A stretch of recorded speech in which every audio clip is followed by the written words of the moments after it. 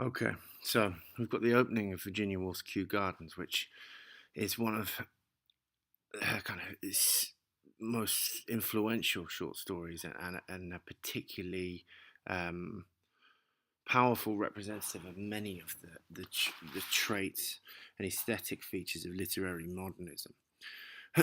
We see in the opening paragraph this intensely impressionistic aesthetic being foregrounded in the way that Woolf handles her exposition and the way that she captures the setting of this piece, which is based in the Royal Botanical Gardens in London.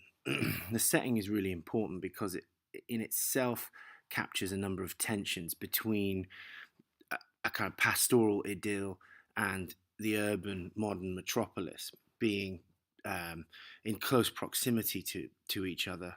And in doing that, in carrying out that juxtaposition, it also foregrounds, I think, the tension between proximity and distance, which is so distinctive in this particular story, that we can be quite literally piled on top of one another and yet be mentally and psychologically distant from each other simultaneously.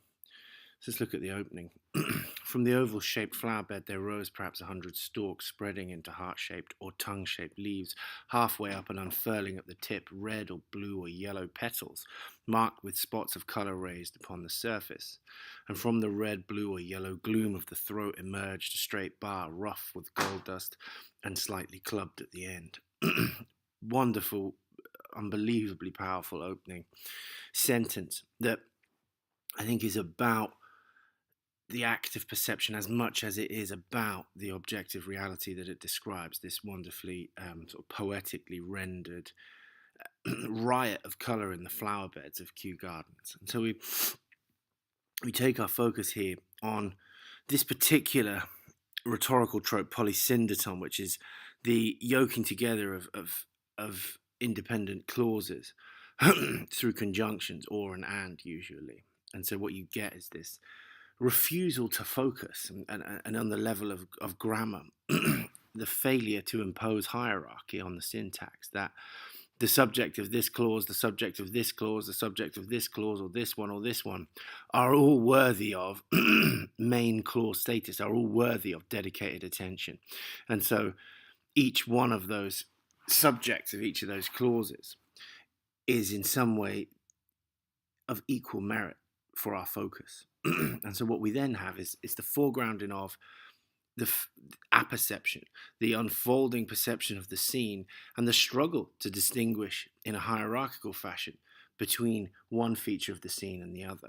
And so we have this representation of the process of perception itself, as well as the flower bed.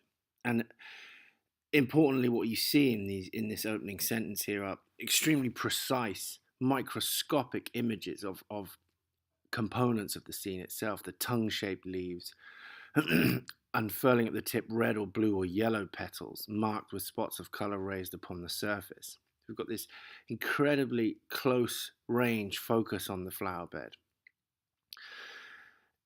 In addition to this, you've got this first instance of a pattern of imagery that Woolf uses to represent the plant and vegetable life through human body imagery, and then to carry out the reverse, to personify the to describe human life as if it is inanimate in certain ways. And so what you have then on the level of this figurative language pattern is the collapsing of the distinction between people and the natural world that surrounds them, in order to suggest that any of these things are worthy of the attention of narrative, are worthy of close examination of consciousness.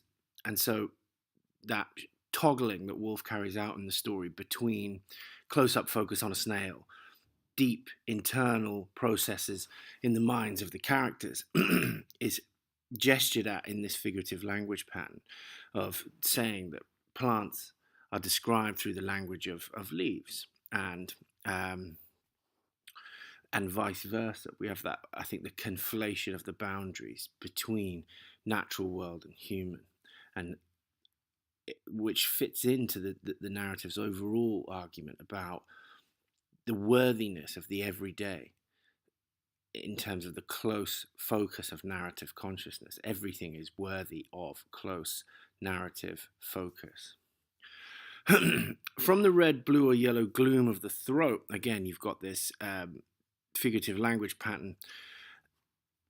In this case, a metaphor showing us the plants through the images of the body. But in this particular image as well, the red, blue, or yellow gloom of the throat of the flower. Something paradoxical about this, because we associate this colourful imagery with vibrancy, but gloom with a type of shadow. And I think the tension in that paradoxical tension between vitality and death, or love and loss, that this image captures, I think tells us an enormous amount about the themes of this story, the vitality of youth and its inevitable decay and transience, which we see again in the choice of characters that Woolf uses in this story of young lovers and then old insane folk and everywhere in between. We've got that the irreducible tension between vitality and mortality as being the kind of definitive features of the human condition, but suggested that right in the minutiae of this particular image, with its paradoxical tension between the vibrancy and vitality of colour and the gloom of the throat, the shadowy quality of that particular image. There emerged a straight bar rough with gold dust. And again, I think that image there of the stamen of the flower has a paradoxical quality, that we associate gold dust with sort of aesthetic vibrancy and delicacy, and then roughness with the kind of crude and misshapen quality that again plays into this sort of tension between vitality and death. And it's slightly clubbed at the end. The petals were voluminous enough to be stirred by the summer breeze, and I think the petals of this flower function, I think, as a metaphor for the mental state of the central characters in the story. They are stirred by the petals themselves, by the vision of nature, and that mental process is what, in a sense, provides the impetus for the narrative voice to focus intently on the processes of the mind that each of these characters go through when they themselves have been stirred by the vision of nature and the summer breeze. And when they moved, the red, blue, and yellow lights passed over one another, staining an inch of the brown earth beneath with a spot of the most intricate colour. So again, you've got that kind of paradoxical tension between the beautiful sort of colour imagery of light passing through the petals of flowers, staining an inch of the brown earth. And so that tension is captured again between vitality and morbidity. You know, there's this sense of almost sinful taint that these colours create, which I think captures this sense of the irreducible paradox at the heart of the human condition, of the tension between the vibrancy and vitality of youth and passion and love and emotion, and the sort of morbid decay and the transience of those things. This image again taps into that tension. The light fell either upon a smooth grey-black of a pebble or the shell of a snail with its brown circular veins, or falling into a raindrop, it expanded with such intensity of red, blue, and yellow the thin walls of water that once expected them to burst and disappear. And there's extremely powerful imagery in this. That, first of all, the light itself almost functions like a metaphor for the narrative perspective here, this sort of omniscient third-person narrator that can zoom in and out on the consciousnesses of whoever it chooses. The light falls either on the smooth grey back of a pebble or the shell of a snail, and so there's this sort of indiscriminate property of the light, just like the narrative voice. The narrative voice is going to try and focus on a snail, it's going to focus on a crazy old man, it's going to focus on a young couple, and it itself, the rationale behind the movement is random and illogical, as is life itself. There's a close-up of the snail with its brown circular veins, giving us that sort of microscopic view into its life and its animate properties and its vitality. And then the light falls into a raindrop and seems to expand with such intensity of red, blue, and yellow the thin walls of water that one expected them to burst and disappear. And so there's a suggestion here of the light itself being animating a raindrop with such an intensity of the colours that surround that raindrop that the drop itself looks as if it's going to explode and disappear. And so we've got this enormous sense of concentrated vitality in that raindrop itself at that moment in time. This peak of vibrancy and vitality in this description, and then a sudden transformation in the next sentence. Instead, the drop was left in a second silver grey once more. And so that transient sense of beauty that has completely been robbed from the scene is purely down to the whimsical, seemingly random movement of the light itself. And when we think about this on a metaphorical level as the narrative consciousness, that the decision about what mind to focus on is a purely random one. And we have those moments of intense vitality that can suddenly transform themselves into a kind of bleak sense of emptiness, which captures that wider theme in the story itself of the inevitable vitality of youth and its sudden transformation into the decay of age. The light now settled upon the flesh of a leaf, revealing the branching thread of fibre beneath the surface. And again, we have something, I think, that functions as a metaphor for the narrative perspective in this story. That if we look hard enough, we can see the branching thread of fibres beneath the surface of anyone's mind. We can see into the consciousness of anyone and examine the vitality of that mind if we look close enough. But here we're looking at a leaf. And again, it moved on and spread its illumination in the vast green spaces beneath the dome of the heart-shaped and tongue-shaped leaves. And then we've got that imagery of the body being used again to depict the natural world in human terms and to conflate the boundaries between those two concepts, the natural and the human.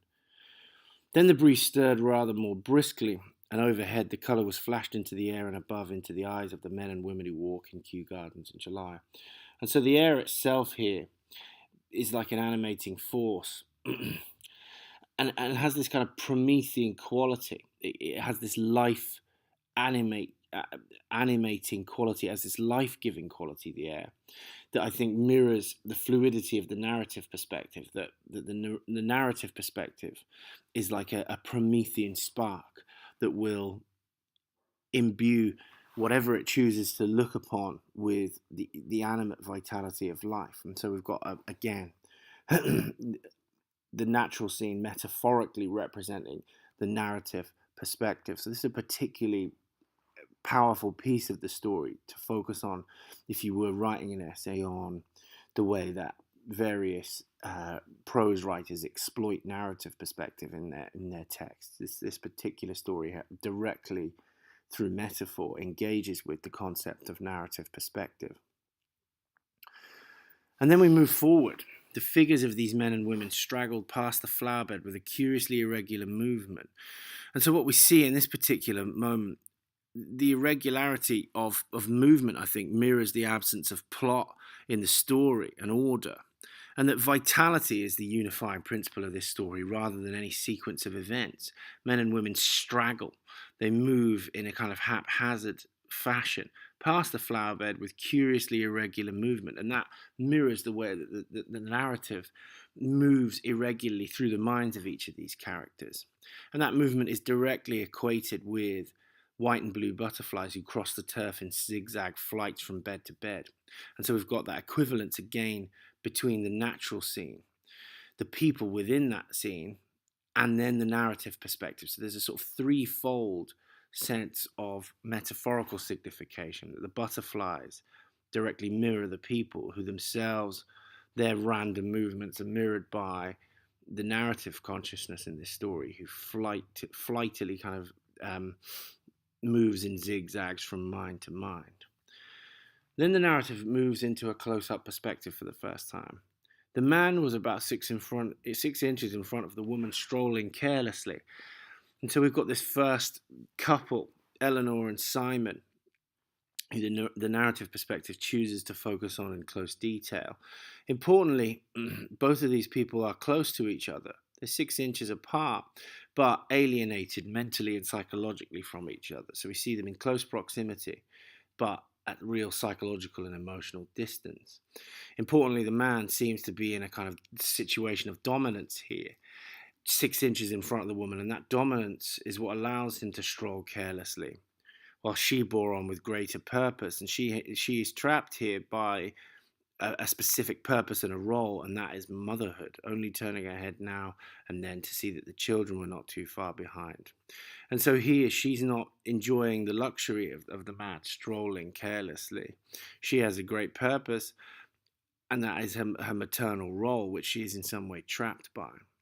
The man kept this distance in front of the woman purposely, though perhaps unconsciously, for he wished to go on with his thoughts. And so there's either partly conscious or fully unconscious sense of deliberate separation between the man and the woman, because he is enjoying in this section the luxury of indulging in his own private stream of consciousness, which the narrative then moves to in the next section. He wants to maintain that distance and physical separation so that he can exist in his mind free from the encroachment of others, his role as a father, his children, and the external world in general. So the next section will look at the stream of consciousness of his mind.